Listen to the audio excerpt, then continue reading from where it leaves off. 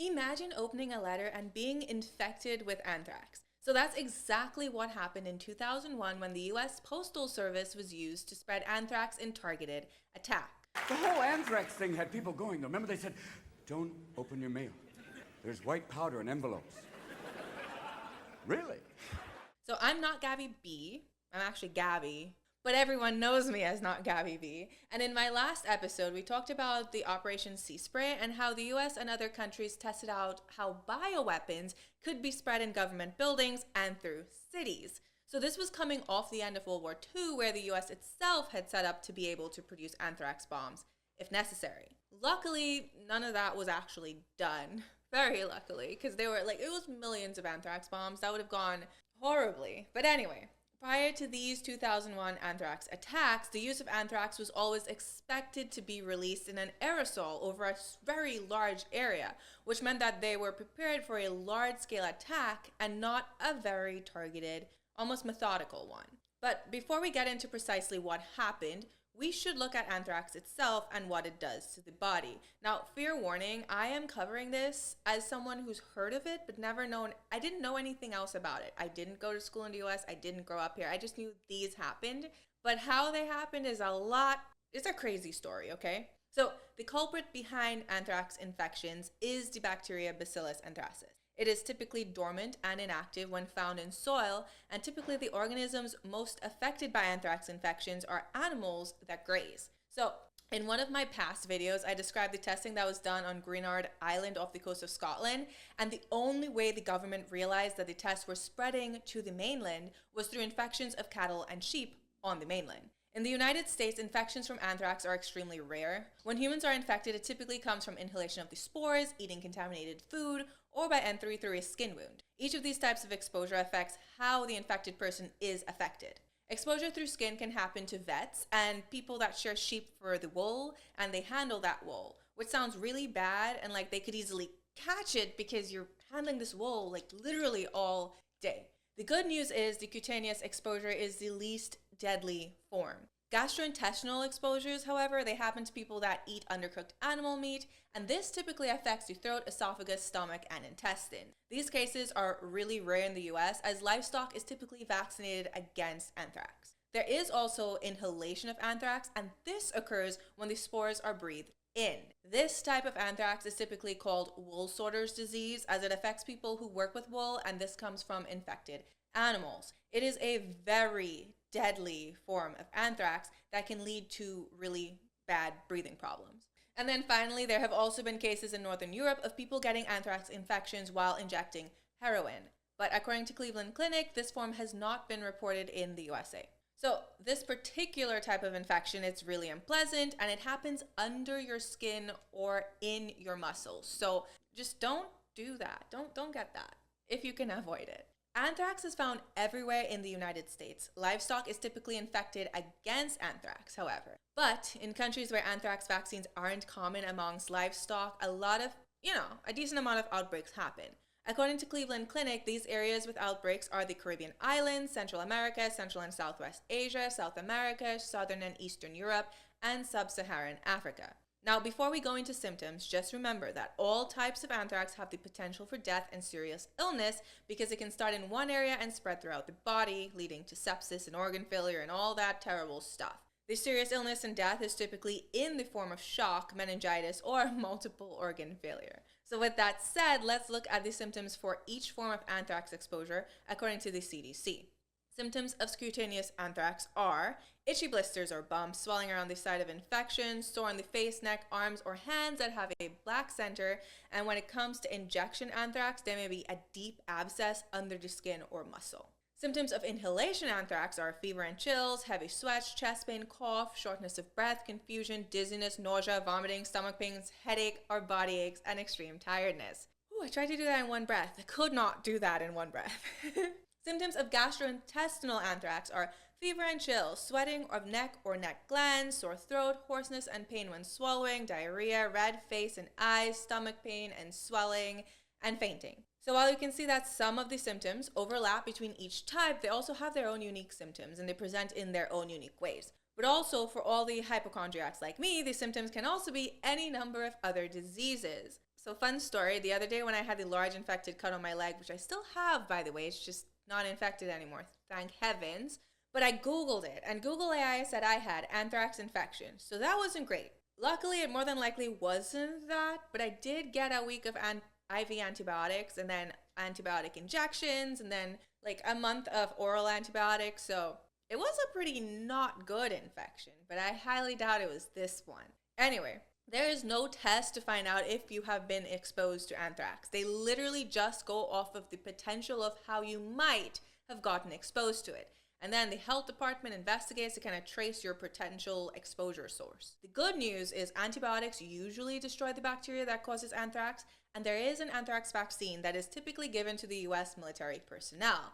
Fun fact about the anthrax vaccine, we'll be talking about it later on. It also plays a part in the anthrax attacks. But how is such a funny story. And by funny, I mean it's not great at all. So, in addition, according to the CDC, taking antibiotics after being exposed to anthrax may help prevent you actually getting anthrax. According to the Mayo Clinic, typically after infection, a 60-day treatment with antibiotics such as ciprofloxacin, doxycycline, and levofloxacin is given. Y'all, I've been on doxycycline for whatever infection I had in my leg for like the past 30 days. I finished it this week and it sucks. So 60 days, that's not ideal at all because the stomach issues, my guy, the stomach issues. Just avoid anthrax at all costs. I guess the side effects of your antibiotic is probably better than dying of anthrax. There's upsides to everything. Anyway, in addition, a 3-dose series of anthrax vaccine is given in addition to monoclonal antibodies, which might also be given. And you guys are about to see me Googling anthrax risks in each country I travel to now because it's never occurred to me, the master worrier, to be worried about anthrax until right now. So, not great. Writing these episodes is super fun because I keep unlocking new fears for myself. I don't know how long I can keep doing this, so watch them while you can. I'm going to preface this by saying a lot of the information comes from the official Amerithrax DOJ report, which you could find from Googling it. It's just 90-something pages. Amerithrax is the name that the FBI coined for the entire ordeal. Now, it all began when envelopes containing Bacillus anthracis were mailed. The official report says at least 5 envelopes, but other sources say at least 4. The specific number is not as important as the fact that they were mailed with the U.S. mail. So these envelopes were mailed to United States Senators Patrick Leahy and Thomas Daschle in D.C. Envelopes were also mailed to media organizations in New York City and Boca Raton, Florida. Photocopies of a handwritten note were included in the envelopes. The letters to NBC TV and the New York Post said, quote, "This is next. Take penicillin. Now death to America, death to Israel. Allah is great." So there's no punctuation. It's literally just threat. The letters to senators read, quote, "You cannot stop us. We have this anthrax. You die now. Are you afraid? Death to America, death to Israel. Allah is great." So in addition to the letters sent to NBC TV and the New York Post, another letter was sent to American Media Incorporated in Boca Raton. However, this letter was never recovered even though there was an outbreak of anthrax at the facility as well as the postal facilities that delivered them in Boca Raton. In total, 35 postal facilities and commercial mailrooms ended up contaminated, and 7 of the 26 buildings on Capitol Hill were also infected by anthrax. So this led to the processing and distribution centers in Hamilton, New Jersey and Brentwood in DC being closed. The Brentwood facility was actually closed for over 2 years, and the Trenton facility was closed from 2001 until 2005. So with any mail being sent through these locations, they actually had to be confiscated and quarantined within those facilities. And I think it was like 1.8 million packages or something and letters. So can you imagine waiting for, I don't know, a wedding invite and you never get it because of the freaking anthrax attacks? That is wild. So there were in total at least 22 people that contracted anthrax due to the mailings, along with 5 deaths. 11 of these people contracted anthrax through inhalation of the spores, while the other 11 contracted it from contact with the skin. There were an additional 31 people that tested positive for exposure to the spores, and in addition, over 10,000 people were potentially exposed and had to undergo antibiotic treatment. And literally all of this came from the few letters that were mailed, like 5 or 4. That's crazy. So the letters in question seem to have all been mailed on 2 occasions. The first letters were sent on September 18, 2001, and those were sent to the media organizations. Then on October 9, 2001, the letters to the 2 senators were mailed. However, the real alarm was raised on the morning of October 2nd, 2001, when Robert Stevens walked into the emergency department of the JFK Medical Center in Palm Beach County, Florida. He had just returned from a road trip to North Carolina where he was on vacation with his family, and then he fell ill. By the time he was examined by an infectious disease specialist, Mr. Stevens was already comatose. Lab results showed large boxcar-shaped gram-positive bacilli. As soon as it was confirmed that the bacilli were indeed gram-positive, though, they immediately suspected anthrax. So from the image that my editor put up here, you'll see that it's gram-positive. So after staining, they appear purple if something is gram-positive. And then gram-negative bacteria, they typically appear pinkish or reddish. So these differences in coloration typically occur due to the differences in the bacteria's peptidoglycan layer and the outer lipid membrane. The cell wall's composition is what controls whether or not the stain is retained, and that is what affects the coloration. After confirmation from a lab, Mr. Stevens became the 19th known case of anthrax inhalation in the US since the year 1900, with all previous cases coming from naturally occurring occupational exposure. So like vets or wool sorters, sheep shearers, you know what I mean. So by October 5th, Mr. Stevens passed away from inhalation anthrax. He worked in the newsroom office at American Media Incorporated, and that was his source of exposure. As exposures and infections rose, the Anthrax Task Force ended up being established from FBI special agents and U.S. postal inspectors. The major problem with this particular case is that it would be very, very hard to narrow down a potential suspect. The scope of the investigation spanned multiple states and involved tens of thousands of potential witnesses. Narrowing down the mail of 5 letters to one suspect was not a simple task. Like, you have to remember all the processes that go into the mail, like sorting it, sending it. I'm sure a lot of it is probably automated, but it's a lot. So the task force actually spent years on it. And the thing is, in the early years, they didn't even know if they were looking for a domestic terrorist or an international terrorist. They didn't know if it was an organized group or if it was just one isolated attacker. They actually attempted to narrow down the spores genetically and classify them that way. And this was particularly helpful because out of the 5 people that died from the anthrax attack, they were all affected by the same strain known as Ames, which was isolated in Texas in 1981 and stored at the U.S. Army Medical Research Institute of Infectious Diseases, or USAMRIID. If there's an easier way to say that, please let me know. It's a really long, all of it is long, okay? That's what she said. Anyway. These attempts took a long time as they had to develop and validate the tests to do this. Like, they didn't actually have specific tests to work with. They had to develop it as they did the investigation. They also worked to narrow down a potential list of suspects based on people who may have had access to the Ames strain of anthrax. However, all the possible suspects that they had identified were ruled out. It wasn't until 2007 that the specific spores found in the letters were able to be tracked to a single batch of Ames called RMR-1029, which was created and maintained by Dr. Bruce E. Ivins at USAM RIID. So this particular strain was only kept at that area, at that facility, but it was shipped to 2 other domestic labs between its creation in 1996 and the attacks in 2001. So they had to check everyone at that facility and then those 2 labs who may have been able to access it. The thing is, though, way before 2007, Dr. Stephen J. Hatfield became a person of interest back in 2002, and this was due to the fact that he was one of the people that had free access to the Ames strain of anthrax that was used in these attacks. In addition, since he worked in biodefense, he would have had the required knowledge to carry out an attack such as this. And to make matters worse, around the time of all of this occurring, he had actually ended up filling multiple prescriptions for Cipro, which was one of the antibiotics I listed above used to treat inhalation anthrax. And then all of this, though, it seemed like, okay, this might be our guy, but a lot of it was circumstantial evidence. And luckily, he ended up having his name cleared when the specific strain of RMR-1029 was identified. But early in the investigation, it was assumed that everyone at USAM RIID would have had the same access to all of the Ames strains if they had access to any of the anthrax at all. But it came to be found out later on that Dr. Hatfield, he never had access to the particular area where that specific batch was kept. So while he could access general anthrax, he couldn't have been the mailer because he didn't have access to the required ones that were used in the attack.